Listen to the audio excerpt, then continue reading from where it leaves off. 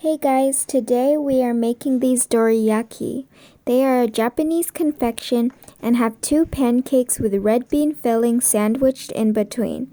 They are seriously so delicious, and they are made with no refined sugar and with whole grains. The recipe for red bean paste is on my Insta, so please check out my social media. So first we are going to crack in our eggs.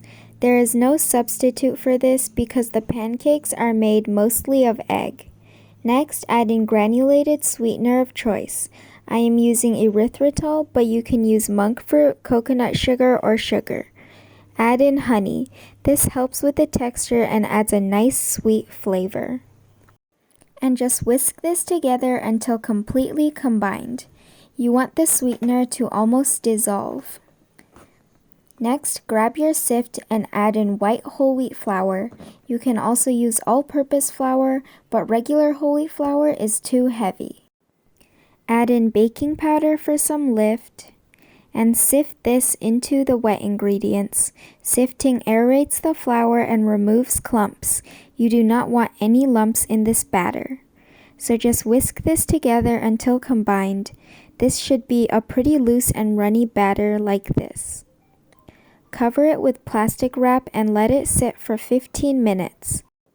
Add in some water and whisk until it is completely incorporated. To cook these, add a tiny bit of oil to a non-stick pan and using a paper towel, spread it out and wipe off extra oil. Heat the pan over medium heat, and once it is hot, turn it to low and add 1 tablespoon of batter for each pancake. Cook for around 2 minutes, and when it bubbles up like this, flip them over and cook for another minute. Once they are done, this is what they should look like: a smooth, even colored pancake. They should be a circle and have an even brown color on top and bubbly on the bottom. Many of mine did not turn out good, like this one or this one. Just use these as the bottom pancakes, no one will notice. I already made this red bean paste. It is only 2 ingredients, no added sugar, and is super delicious. The recipe is on my Insta or in the description.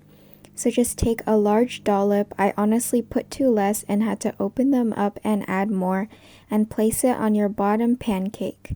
Smooth it out but leave the edges bare, and add a pretty pancake on top and just press them together. And you're done. These are actually so delicious. If you've never tried this dessert, you have to.